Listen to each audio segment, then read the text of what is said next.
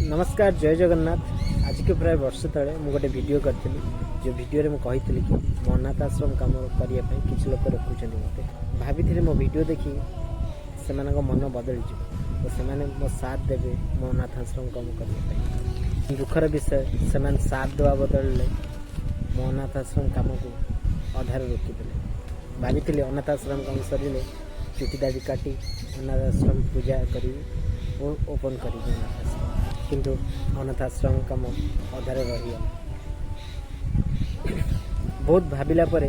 आज रथ यात्रा निष्पत्ति नेली कि अनाथ आश्रम कम को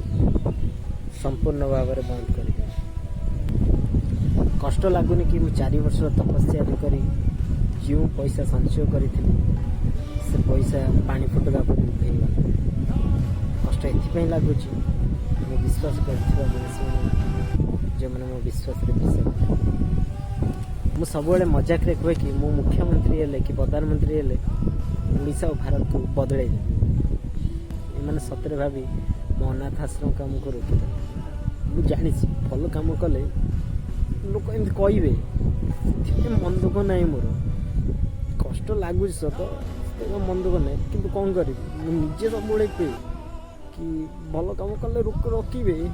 किंतु मु सही पारे मो विषय किए कौन कहले मु सही पारे ऊपर से हस चलती भीतर केत कष्ट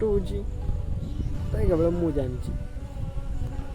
मो देह से शक्ति पुणी अच्छी आउ थे अनाथ आश्रम कम कर किए कौन कहू से किसी जायस ना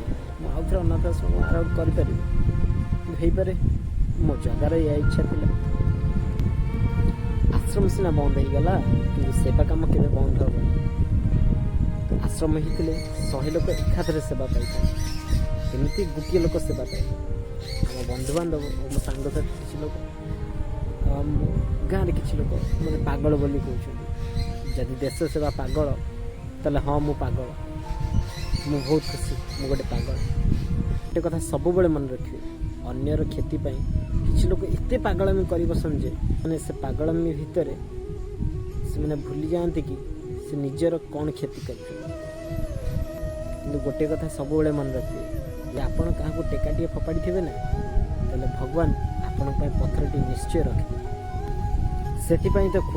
जे पांचे परमंद तामंद पांच भी गोविंद। आज ये पवित्र रथयात्रा हार्दिक अभिनंदन जगन्नाथ करूँ आप परिवार सब खुशी मंगल। जय जगन्नाथ जय हिंद जय भारत।